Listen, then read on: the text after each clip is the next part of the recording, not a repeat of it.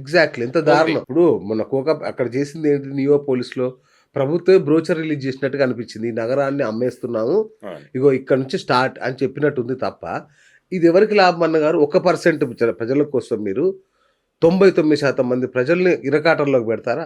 Definite గా అండి. ఎప్పుడైతే ఇట్లా ఒక ల్యాండ్ అని హైప్ క్రియేట్ చేసి ఎక్కువ రేటుకి అమ్మితే, హైప్ క్రియేట్ చేస్తే భూమి రావచ్చు. భూమి వచ్చినప్పుడు బబుల్ కూడా వస్తుంది. మరి సో అత్యధిక ఎక్కువ ఎంత హైప్ క్రియేట్ చేస్తే అంత భూమి రావచ్చు టెంపరీగా, కానీ భూమి వచ్చినప్పుడు బబుల్ అనేది కూడా వస్తుంది. బబుల్ వచ్చినప్పుడు ఎవరు నష్టపోతారు? సామాన్యుడే కదా. సామాన్యుడు నష్టపోతాడు. బ్యాంకులకు ఇబ్బంది అవుతుంది, డెవలపర్స్ కి ఇబ్బంది అవుతుంది. రేపు అద్దెలకు ఎవరు రారు, జనాలు కూడా రారు. అప్పుడు జనాలు మైగ్రేట్ అవుతారు, సిటీకి రారు. ఇప్పటిదాకా హైదరాబాద్ అడ్వాంటేజ్ ఎందుకు అంటే, వేరే సిటీస్ నుంచి వేరే స్టేట్స్ నుంచి హైదరాబాద్కి ఎందుకు వస్తున్నారు? Because of the affordability, culture, ఇక్కడ వెదరు, ఇక్కడ గవర్నమెంట్ పాలసీస్, సేఫ్టీ, సెక్యూరిటీ ఉంది కాబట్టి కంపెనీస్ వస్తున్నాయి. యాజ్ వెల్ as కంపెనీతో పాటు ఎంప్లాయ్మెంట్ వస్తుంది, ఎంప్లాయ్మెంట్తో పాటు మైగ్రేషన్ వస్తుంది. కానీ గవర్నమెంట్ ఈరోజు ఈ మొత్తం రియల్ ఎస్టేట్ని ఒక బిజినెస్ లాగా చూసినప్పుడు డెఫినెట్గా ప్రైసెస్ పెరుగుతాయి, దాంతోపాటు ధరలు పెరుగుతాయి, దాంతోపాటు రెంటల్స్ పెరుగుతాయి, మైగ్రేషన్ అనేది స్లోగా తగ్గిపోతుంది. ఇదంతా మళ్ళీ మిడిల్ క్లాస్ వాళ్ళు ఏంటి, నగరం మాది కాదని దూరం వెళ్ళిపోతారు. సో ఇప్పుడు ఏంటి, రిచ్ క్లాస్ వాళ్ళు మాత్రమే సిటీలు ఉండేటట్టు, మిడిల్ క్లాస్ వాళ్ళు సబర్బన్స్ కాదు కదా. రిచ్ క్లాస్ వాళ్ళు సిటీలు ఉండాలి, మిడిల్ క్లాస్ వాళ్ళు సబర్బన్స్ ఉండాలి, పేదోళ్ళు మొత్తం అవుట్స్కట్స్ లో ట్రిపుల్ ఆర్ అవతలు ఉండేటట్టు పరిస్థితి డిసైడ్ చేస్తున్నట్టు క్రియేట్ అయింది. నాకు డౌట్ ఏంటంటే, ఇప్పుడు ఇన్ని రేట్లు పెట్టిన తర్వాత ఎవరు వస్తారన్న గారు? వేరే రాష్ట్రాల నుంచి వచ్చి కొనుక్కుంటున్నారు ఇక్కడ. అంటే ఈ నగరం మనది కూడా కాకుండా పోతుంది. ఇక్కడ ఉండే వాళ్ళకి కూడా అంత సీన్ లేదు, ఇంకా కొనుక్కునే సీన్ లేదు. డెఫినెట్ గా కదా, పక్క రాష్ట్రాల వాళ్ళు వచ్చి కొనుక్కునే పరిస్థితి. అవును. సో ఈ పరిస్థితికి గవర్నమెంట్ అనేది కంపల్సరీ ఒక రెగ్యులేటరీ అనేది చేయాలండి. రెగ్యులేషన్ అనేది హౌసింగ్ సెగ్మెంట్ లో చేయాలి. ఇప్పుడు వేరే కంట్రీస్ లో చూస్తే అఫోర్డబుల్ సెగ్మెంట్ లో గవర్నమెంట్ రెంటల్ హౌసింగ్ కూడా ఇస్తుంది. అంటే ఎవరైతే ఇల్లులు కొనలేని వాళ్ళకి గవర్నమెంట్ అఫోర్డబుల్ హౌసింగ్ కట్టి వాళ్ళు రెంట్కి ఇస్తారు తక్కువ రెంటల్స్ లో. ఇప్పుడు సింగపూర్ లో చూడొచ్చు, యూకేలో చూడొచ్చు, డెవలప్డ్ నేషన్స్ లో ఆ పరిస్థితి ఉంది. కానీ మన దగ్గర మాత్రం అట్లాంటిది లేదు. ఏదో కొద్దిగా అప్పట్లో హౌసింగ్ బోర్డ్ కాలనీ అని పెట్టి, లేదంటే డబుల్ బెడ్రూమ్ బట్టి కొన్ని అవి కూడా పబ్లిసిటీ కోసం చేసినాయి ఎక్కువ ఉన్నాయి తప్పితే రియల్ గా ప్రజలకి, పేదోళ్ళకి ఈ రోజు ఇల్లు ఇవ్వాలి అనేది గవర్నమెంట్ చూడట్లేదు. లేదు. కోటి క్వాలిటీ హౌసింగ్ ఆల్సో ఇంపార్టెంట్. ఇప్పుడు ఇన్ని రోజులు ఒక కంట్రీ, మనం పేద కంట్రీ ఉండేది, పేద కంట్రీ నుంచి ఇప్పుడు కొంచెము డెవలపింగ్ కంట్రీకి వస్తున్నప్పుడు మనం క్వాలిటీ హౌసింగ్ ఇవ్వడం కూడా గవర్నమెంట్ రెస్పాన్సిబిలిటీ. అంటే ఫెసిలిటీస్ కానీ, ఇల్లు కానీ, క్వాలిటీ హౌసింగ్ కూడా గవర్నమెంట్. కానీ ఆ దిశలో ఏ గవర్నమెంట్ కూడా పనిచేయట్లేదు. మన Telangana government also not an exception. నాలా దగ్గర, ఇక్కడ మన జూబ్లీహిల్స్ డౌన్ లో నాలా దగ్గర ఒక అపార్ట్మెంట్ లో మొన్న అడిగితే 70,000 చెప్పారు రెంట్. మీరు నాలా దగ్గరనే అంటున్నారు. ఇవాళ ఉస్మాన్ నగర్, కొల్లూరులో కూడా 50,000, 55,000, 60,000 అవుతుంది. మీరు అపార్ట్మెంట్ తీసుకోవాలంటే వాళ్ళని చూసి నార్మల్ స్టాండర్డ్ లోన్ అపార్ట్మెంట్స్ కూడా ఇవాళ 40,000, 50,000 ఎక్కడి నుంచి పట్టుకొస్తారు? ఒక శాలరీ ఎంత ఉంది మన హైదరాబాద్ సగటు శాలరీ ఎంత అన్నా 50. సాఫ్ట్వేర్ వాడు అయితే ఏదో హై లెవెల్ తప్ప ఒక లక్ష వేసుకున్నవాడు 50% రెంట్ కట్టి వాడు ఏముంటాడన్నా? డెఫినెట్ గా ఇబ్బందికరమైన వాతావరణమే ఉంది. ఇవాళ రెంటల్స్ చాలా పెరిగినాయి. లాస్ట్ 5 years లో పోలిస్తే రెంటల్స్ 30 to 40% అనేవి సిటీలో పెరిగినాయి, విత్ ఇన్ ద సిటీ. ఇప్పుడు ఎవరైనా వర్క్ చేసే వాళ్ళు ఏమనుకుంటారు, సిటీలోనే ఉండాలి, వర్క్ ప్లేస్ కి దగ్గర ఉండాలి, నాకు ఎక్కువ టైం వేస్ట్ కావద్దు అనుకుంటారు. ఆ స్ట్రెస్ లో వీళ్ళు రెంటల్స్ ఎక్కువ పెట్టుకుంటున్నారు. దాంతో ఫైనాన్షియల్ స్ట్రెస్ అనేది పెరుగుతుంది అందరికి. మళ్ళీ జాబ్లన్నీ బుడగలే, ఎప్పుడు ఎగిరిపోతే జాబ్ కూడా అంతే. మళ్ళీ దీంతో పాటు బ్యాంక్స్ లోన్స్ అవి కూడా ఎక్కువైపోయినాయి, రిజిస్ట్రేషన్ ఛార్జెస్ కూడా బాగా ఎక్కువైపోయినాయి. దీని మీద డెఫినెట్ గా గవర్నమెంట్ ఒక రివ్యూ చేయాల్సిందే, ఒక పాలసీ తీసుకురావాల్సిందే. అఫోర్డబుల్ సెగ్మెంట్ రెంటల్స్ హౌసింగ్ కూడా గవర్నమెంట్ ప్రొవైడ్ చేయాల్సిందే. గవర్నమెంట్ బాధ్యత అది. అట్లాగే ఈ ప్రైసెస్ కూడా పెరగకుండా చూసుకోవాల్సిన బాధ్యత కూడా, ల్యాండ్ ప్రైసెస్ కానీ, హౌస్ ప్రైసెస్ కానీ, ప్లాట్స్ ప్రైసెస్ కానీ ఎంతో కొంత ఉండాలి కదండి. రిస్ట్రిక్షన్స్ అనేవి ఉండాలి, ఇంతవరకు వెళ్ళాలి, ఇంతవరకు వెళ్ళొచ్చు అనేది ఉండాలి. కానీ హైదరాబాద్ లో చూస్తే మీకు 80% middle class, lower middle class, కొద్దిగా అప్పర్ క్లాసే ఉన్నారు. ఒక రిచ్ క్లాస్ అనేది ఇప్పుడు ఎవరైతే ఈ కోకాపేట కానీ, గండిపేట కానీ రిచ్ వాళ్ళే కొనుక్కోవాల్సిన పరిస్థితి అనేది ఏర్పాటైంది. మిడిల్ క్లాస్, మీరు అన్న అప్పర్ మిడిల్ క్లాస్ వాళ్ళు రెంట్ కూడా రాలేని పరిస్థితి. ఇప్పుడు ఇప్పుడు మీరు చెప్పిన ఏరియాల్లో డెఫినెట్ రెంట్ కూడా రాలేని మీరు పరిస్థితి. అక్కడే కాదు, ఓఆర్ఆర్ దగ్గర ఏ ప్లాట్స్ చూసినా 50,000, 60,000, Yes. 70,000 గజం అయిపోయింది. Yes. ఈ మధ్య RRR దగ్గర కూడా ప్లాటింగ్ వెంచర్ చేసి 25,000 రూపీస్ పర్ స్క్వేర్ యార్డ్ ఉంది. ఈ పరిస్థితి ముందు లేకుండా హైదరాబాద్ లో చూడండి.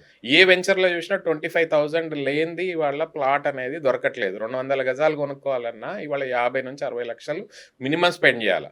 మళ్ళీ ఈ స్పెండ్ చేసే దానిలో గవర్నమెంట్ 30 to 40% టాక్సెస్ రూపంగా Taxes వెనక్కి రూపంగా తీసుకుంటుంది. అది తీసేస్తుంది. జిఎస్టీ అవ్వచ్చు, టీడీఎస్ అవ్వచ్చు, కన్స్ట్రక్షన్ లో వచ్చే టీడీఎస్లు, జిఎస్టీలు అవ్వచ్చు. ఓవరాల్ గా ఇవాళ కన్స్ట్రక్షన్ కాస్ట్ కానీ ల్యాండ్ కాస్ట్ లో వచ్చిన కాస్ట్ లో 30 to 40% గవర్నమెంట్ తీసుకున్నప్పుడు గవర్నమెంట్ రెస్పాన్సిబిలిటీ కూడా ఉంటుంది.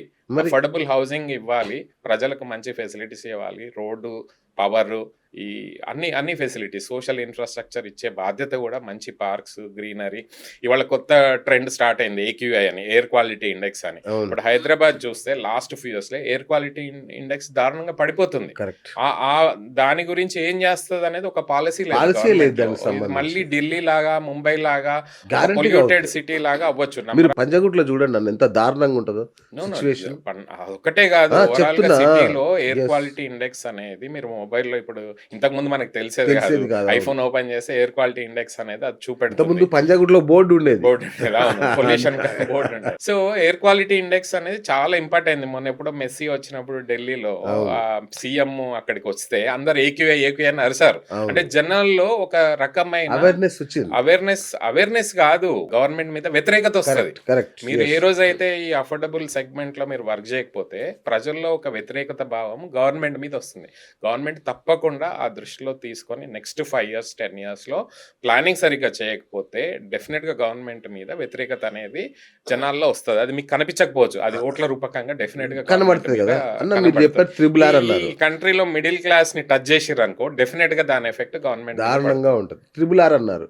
ఏం చేశారన్న ఇప్పటి వరకు? దాని చుట్టుపక్కల ప్లాట్లు అమ్మడం, దాని పేరు చెప్పి ఊదరగొట్టడం తప్ప ఏమన్నా ఒక చిన్న రోడ్, అప్రోచ్ రోడ్ అన్న పడిందా ఇంతవరకు? టిఆర్ఎస్ గవర్నమెంట్ 10 సంవత్సరాలండి, అవును. కాంగ్రెస్ గవర్నమెంట్ వచ్చి 2 years అయింది. కరెక్ట్ 10 ఏళ్ల కిందట మొదలైన RRR. Yes. ఇప్పుడు ఈ 2 సంవత్సరాల నుంచి వీళ్ళు ఏం చేయలేదు, ఆ పాత గవర్నమెంట్ ఏం చేయలేదు. ఇప్పటిదాకా పునాది రాళ్ళు కూడా పడలేదు. స్టార్ట్ అవుతుంది అన్నారు, పేపర్ వర్క్ అయింది, ల్యాండ్ అక్విజిషన్ అయింది. ఇప్పటిదాకా దాని ఓపెనింగ్ అనేది జరగట్లేదు. ఈ నెల, నెక్స్ట్ మంత్, ఆ మంత్, ఈ మంత్ అంటున్నారు తప్పితే రీజనల్ రింగ్ రోడ్ అనేది మనకు హైదరాబాద్ కి అత్యవసరమైన రోడ్ అది, కదా. Which connects all suburbans of Hyderabad. Correct. And Hyderabad city grow అవ్వడానికి రేపు ఫ్యూచర్లో హౌసింగ్ కానీ, ప్లాటింగ్ కానీ అందరికి అందుబాటులో ఉండడానికి రీజనల్ రింగ్ రోడ్ కనెక్టివిటీ అనేది చాలా చాలా important. అవసరం అది. అవును. దాంతో పాటు మెట్రో కనెక్టివిటీ కూడా లాస్ట్ అంతకుముందు వచ్చిన గవర్నమెంట్ దాన్ని పెంచలేదు. ఎన్ని స్టేషన్లు ఉన్నాయి, అన్నీ ఉన్నాయి ఈ అవును, రోజుకి. అవును. కొత్తగా వచ్చిన గవర్నమెంట్ కూడా చేస్తాం అంటున్నారు. Exactly. ఢిల్లీకి 4 సార్లు వెళ్ళారు. అలైన్మెంట్లు మారుస్తున్నారు. దాన్ని కూడా రియల్ ఎస్టేట్ అంటున్నారు. ఇప్పుడు జనం ఏమంటున్నారంటే ఈ అలైన్మెంట్లు కూడా వాళ్ళ ల్యాండ్ల కోసం రేట్లు పెంచుకోవడానికి, రియల్ ఎస్టేట్ కోసమే అలైన్మెంట్లు కొత్త, ఇప్పుడు పాత వాటిని వదిలేసి కొత్త రూట్లలో చేస్తున్నారు. మెట్రో రూట్ అనేది డెఫినెట్ గా అండి ఒక సాంకేతికంగా, అంటే ఒక టెక్నికల్ గా స్టడీ చేసి ఎంతమంది మిడిల్ క్లాస్ వాళ్ళు తిరుగుతున్నారు, ట్రాన్స్పోర్టేషన్ అఫోర్డ్ చేయని వాళ్ళు, కార్లు అఫోర్డ్ చేయని వాళ్ళు ఏ రూట్లలో ఎక్కువ తిరుగుతున్నారు, జాబ్ కోసం ఎక్కువ ఎక్కడ తిరుగుతున్నారు అనే దాని మీద సైంటిఫిక్ డేటా తీసుకుని అది స్టడీ చేసి చేయాలి. కానీ మన దగ్గర హైదరాబాద్ లో అలాంటిది జరగట్లేదు. ఏదో టాప్ లెవెల్ ఎవరో ఇంటర్నేషనల్ కన్సల్టెంట్ కి ఇస్తారు, వాళ్ళు వచ్చి ఏదో 15 రోజులు సర్వే చేసి ఓ రూట్ మ్యాప్లు డిజైన్ చేస్తారు. గవర్నమెంట్ వాళ్ళకు అనుకూలంగా ఏది ఉంటుందో ఓట్ల కోసమో లేకపోతే ఇంకో రకంగానో బిజినెస్ పరంగానో వాళ్ళు రూట్లు చేంజ్ చేయడం, ఇదంతా అనేది కరెక్ట్ కాదు. ప్రజలు మారారు, ప్రజల్లో ఎడ్యుకేషన్ పెరిగింది. ఇవాళ సోషల్ మీడియా ప్రభావం అవ్వచ్చు, టీవీ ప్రభావం అవ్వచ్చు, జనాల్లో అవేర్నెస్ బాగా పెరిగింది.